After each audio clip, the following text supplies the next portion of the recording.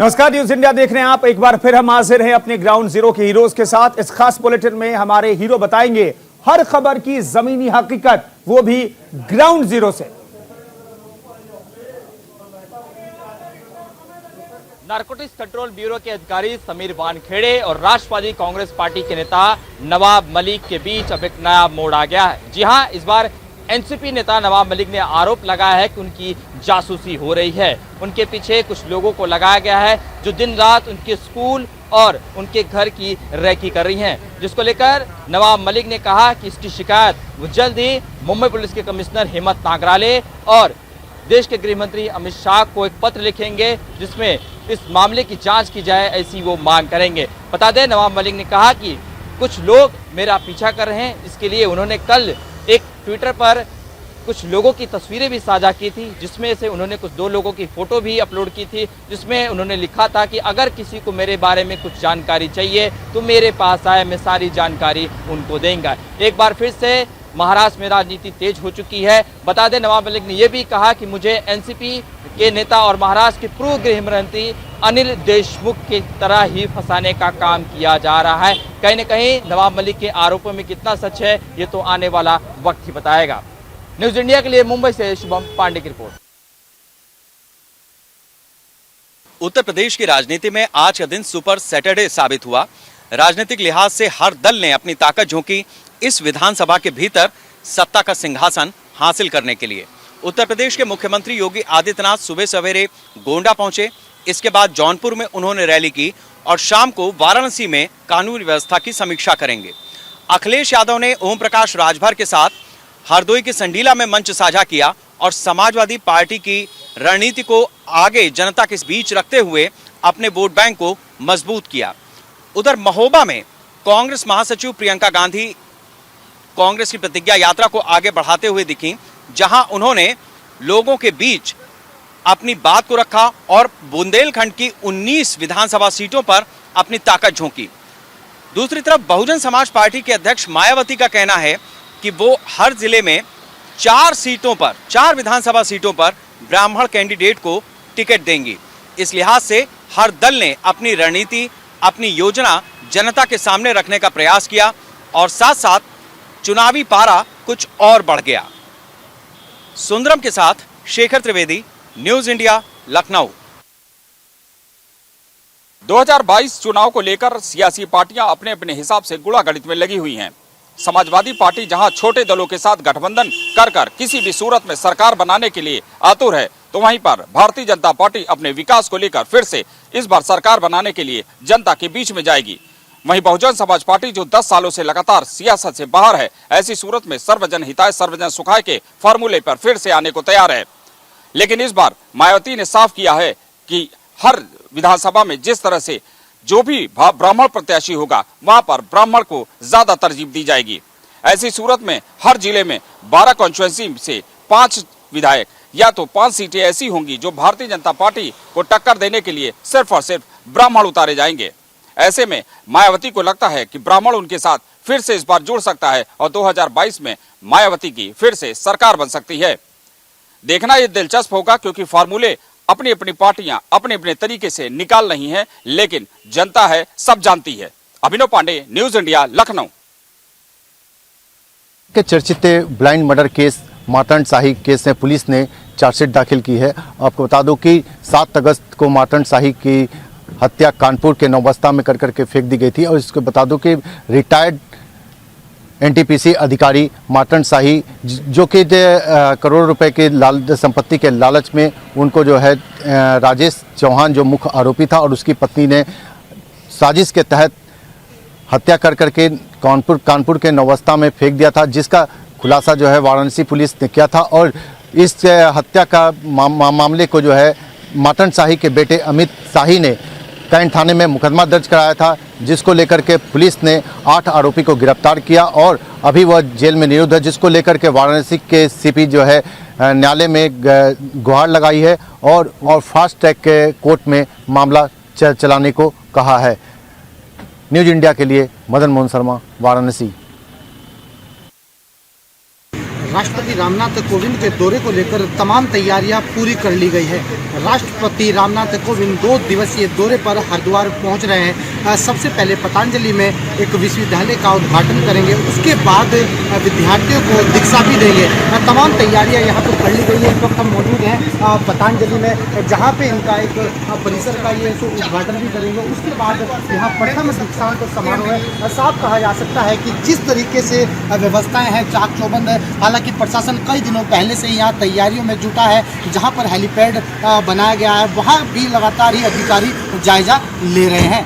Camera person के साथ Sanjay Pundir, news India, Haridwar.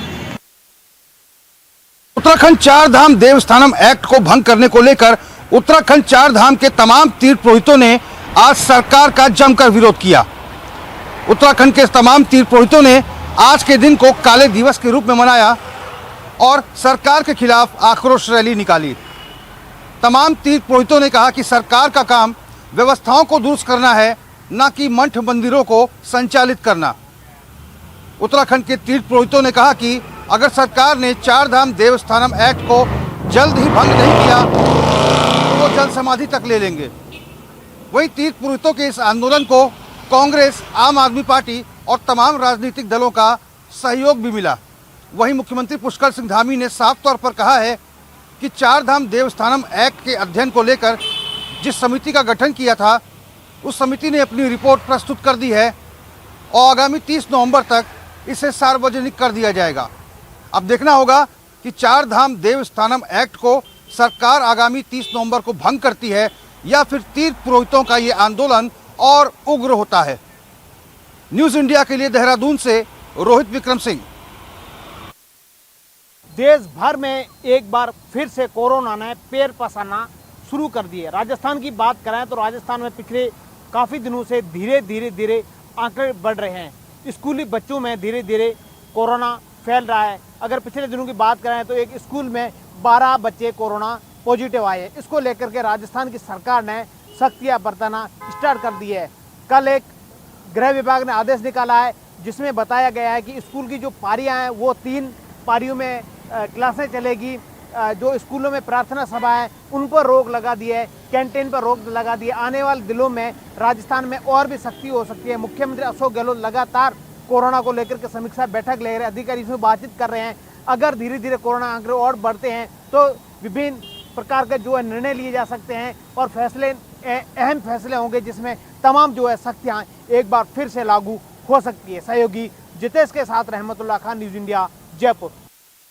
आगे भी बातों पर सहमति बन जाएगी, आप लोगों का रुख क्या होगा आगे? देखिए, हमने अपना पॉजिटिव एटीट्यूड आज भी दिखा दिया। हमने 29 का पोस्टपोन कर दिया है लगभग, और हम ये मान रहे हैं कि लगभग ये आंदोलन जीत की तरफ बढ़ चुका है। ठीक है, और उम्मीद है कि पार्लियामेंट में क्या होगा ये उसके बाद हम अपनी मीटिंग बुला ली है अगली मीटिंग में, तो उस पर भी पॉजिटिवली सोचेंगे। जो एक मुकदमों वाली बात आ रही है सर, कहा यह जा रहा है कि कृषि मंत्री ने खुद कहा कि राज्य सरकार का वो विषय है, राज्य सरकार अपने यहाँ देख ले, केंद्र सरकार की तरफ से अगर कुछ मुकदमे उसमें है तो सरकार वापस ले लेगी। एमएसपी पर समिति के अंदर जो समिति बनाने की बात हुई है उसमें आप लोग क्या चाहते हैं, जबकि सरकार ने कहा है कि 5 लोग किसान संयुक्त किसान मोर्चा से संगठन से भी हो सकते हैं शामिल, आप लोग क्या चाहते हैं? देखिए, इस मामले पे अभी जो भी मिनिस्टर साहब ने बोला मैंने अभी तक सुना नहीं है, इसलिए मैं कमेंट करने की उस पर तो पोजीशन में नहीं हूँ। अपनी बात आप बता। हम अपनी बात ये बताते हैं कि हम लोग ये चाहते हैं कि ये एमएसपी के इशू पे कि गवर्नमेंट थॉरेटिकली सिद्धांत के आधार पे कि वो लीगल गारंटी कानून बनाने के लिए आगे बढ़ना चाहती है और उसमें वो कमेटी फॉर्म कर रही है, तो इससे हमें कोई आपत्ति नहीं होगी। ये इसको प्राइम मिनिस्टर को पार्लियामेंट में क्लियर कट कहना चाहिए। देखिए, आपत्ति नहीं है, कमेटी बनाई जाए, कोई आपत्ति नहीं है, लेकिन अभी आपत्तियां कहाँ टिकी हुई हैं? क्योंकि आप लोग लगातार 6 सवाल प्रधानमंत्री नरेंद्र मोदी से भेजे हैं, पूछा है उन्होंने, कोई जवाब नहीं आया। 4 दिसंबर का वक्त दिया, इसीलिए तो ये हमने अगर हम 29 तारीख का जो प्रोग्राम था उसको बनाए रखते थे तो लोगों में ये मैसेज आता कि ये तो जिद्दी लोग हैं, वो करने को बजद है। हमने सरकार को समय दिया है पार्लियामेंट के अंदर वो करने का जो पहले ऐलान किया है। जो आपत्ति की बात कर रहे हैं, हमारी मांगो अभी तो वही है ना, उसको कानूनी रूप तो नहीं दिया गया। जो एमएसपी के बारे में है, हम समझते हैं कि एमएसपी एक ब्रॉडर मामला है, उस पर कमेटी बनेगी, उसमें तय होगा कितनी फसलें होगी, कितनी स्टेट्स में होगी, कौन कौन सी होगी। इसीलिए हम सरकार को समा दे रहे हैं, वो ऐलान करे तो हम उसमें नाम भी देंगे, पर हमें ये एश्योरेंस तो होना चाहिए ना कि को कानूनी रूप दिया जाएगा और कानूनी गारंटी होगी, समाबद्ध होगी। इसी के लिए हम सरकार को वेट कर रहे हैं। जो दूसरी मांगे हैं, जैसे पर्चों की बात है, उसमें ऐसी बात नहीं है कि केंद्र सरकार के नीचे कुछ भी नहीं है। जैसे दिल्ली है, रेलवे है और चंडीगढ़ यूटी है, इसमें बहुत बड़े पर्चे हैं, वो रद्द करे। और उसकी बीजेपी की सरकारें हैं हरियाणा और यूपी में, उसे सीधा के बोल सकते हैं, पॉलिटिकल तौर भी कह। आप लोगों ने लिखित रूप से सभी बातों को दे दिया है? पर्चे हमने तो पर्चे के बारे में दे दिया। पर्चे का क्या है कि यूपी में है, कहाँ है, इसमें अलग अलग देने का तो कोई मामला नहीं है। किसान आंदोलन में जितनी FIRs हुई हैं, ठीक है, दिल्ली में भी है, वो यूटी में भी है, रेलवे की है और इसके अलावा स्टेट्स में है। तो इसमें होम मिनिस्ट्री को सीधा डायरेक्शन देना चाहिए, सेंट्रल गवर्नमेंट को सीधा डायरेक्शन देना चाहिए और जो उनके कंट्रोल में है उसको सीधा विड्रॉन करना चाहिए।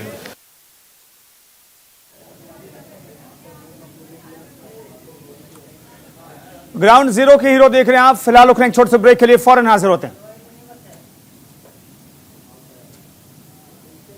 देश भर में एक बार फिर से